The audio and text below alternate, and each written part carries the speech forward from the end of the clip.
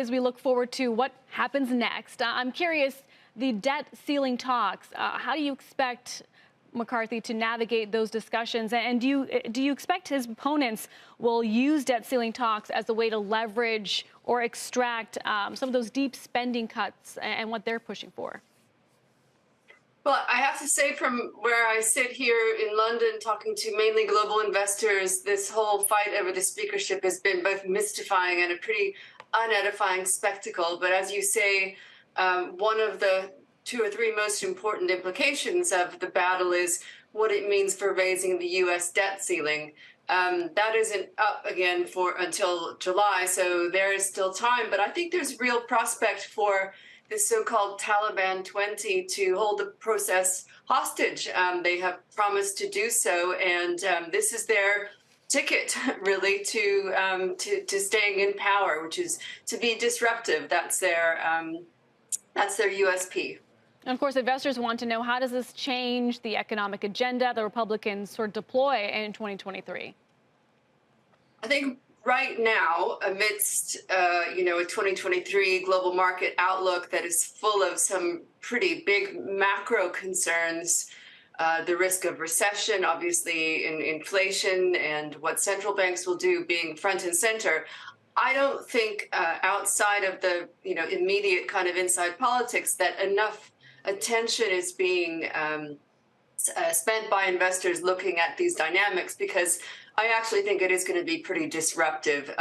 It probably will be more noise in the run-up to the next raising of the debt ceiling. It could be, could contribute to some fatigue. If the U.S. is in recession in summer when we're having this battle, it is going to make markets nervous. Biden's popularity rating, how do you expect it to fare going into this new year? Well, Biden's popularity rating was poor even as we went into midterms. Right. And it defied gravity, right? I mean, the only thing that matters is if you're more popular than your challenger. That's a pretty low bar. We have a Republican challenger for the presidency, former President Trump, who isn't campaigning.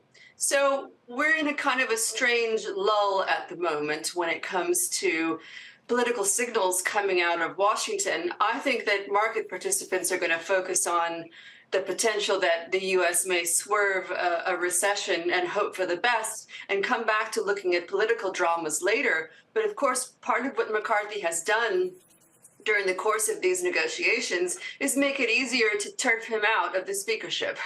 Yeah, Tina, stay right there. We want to get your thoughts on a developing story in Brazil, where far-right protesters stormed the country's Congress and presidential palace Saturday, insisting the recent presidential election was stolen and refusing to accept the victory by leftist Luiz Inácio Lula da Silva, known as Lula. Of course, he's the new president. The scene really similar to what happened at the U.S. Capitol just over 2 years ago. We're showing some of those scenes from Sunday. I just want to get your reaction, Tina, to what's playing out in Brazil. Sure. What did you make of it? Yes, I do. So what's playing out in Brazil? Well, 2 days after the anniversary of the January 6th events, January 8th, something remarkably similar takes place. I think we have to be clear about what happened in Brasilia, in Brazil's capital. It was an attempted coup, and it appears that the so-called protesters were actually hoping, somewhat bizarrely, for a military coup. Meaning, you've seen these the clips where the protesters applauded when the military police arrived on the scene at the presidential palace. It appears that's because they thought that the police would join them in the fight. So we really have to think about right-wing extremism and this, whether it's a demonstration effect or was the result of training or more more direct influence is a question. But we know that Steve Miller and Steve Bannon have been been talking about these tactics around the world, these disruptive tactics, and I think that. Yeah. I was just curious, when looking at emerging markets, your outlook on a country like Brazil, which for most of 2022 was a winning trade for investors, especially as oil prices Rose, so I mean, do politics really matter for investors, or is it really the outlook on Brazil really pinned on what happens with commodities?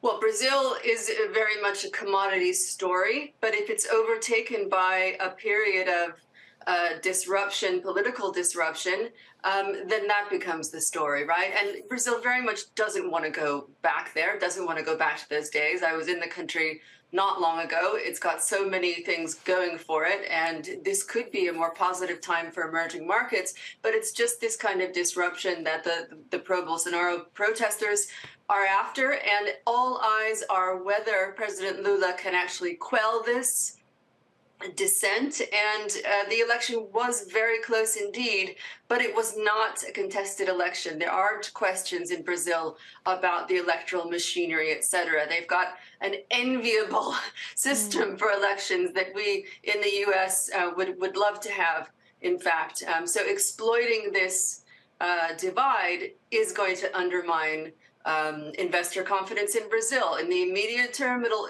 hurt the real, it'll hurt the currency. If it's not resolved shortly after all of this, then we have to think about more prolonged disruption.